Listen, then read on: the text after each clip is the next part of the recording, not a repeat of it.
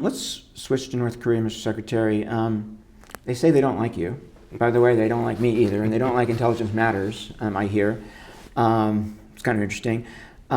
Looks like maybe your counterpart just lost his job. I just heard that this morning. It's kind of interesting. But we learned after Hanoi where we stand, right? We put an offer on the table, and they said, not even close, and they put an offer on the table and we said not even close. We now see Kim Jong-un rattling the cage a little bit, being at this weapons test, whatever that weapons test was, now meeting with Vladimir Putin. Is that what you think he's doing, trying to put a little bit more pressure on us with these things? Where do you think his head is at the moment?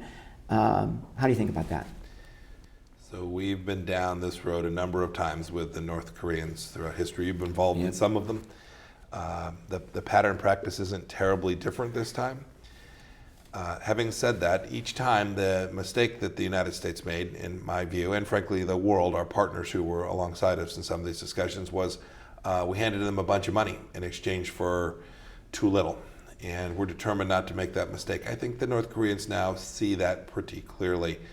We've had discussions. What happened in Hanoi was a information gathering exercise for each of us. I think we each learned a great deal. There was lots of nuance that hasn't frankly been reported a whole lot because we certainly aren't going to talk about it.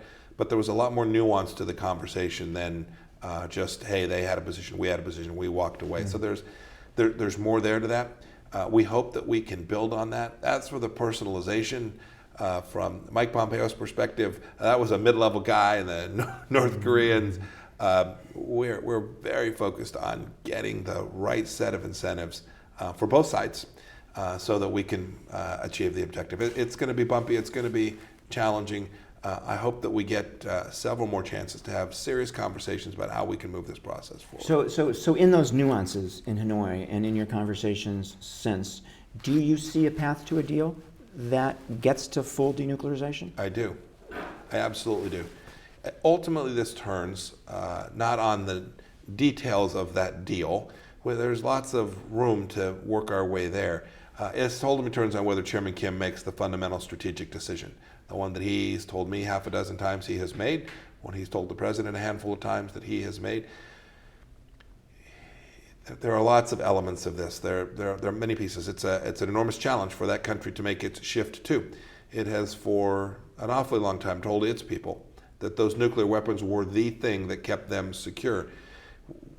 They now need to shift to the narrative, which is those are the things that put them at risk. Those are the things that cause the challenges for the country. So there's not just a military strategic decision, but a political strategic decision that we think Chairman Kim is prepared to make.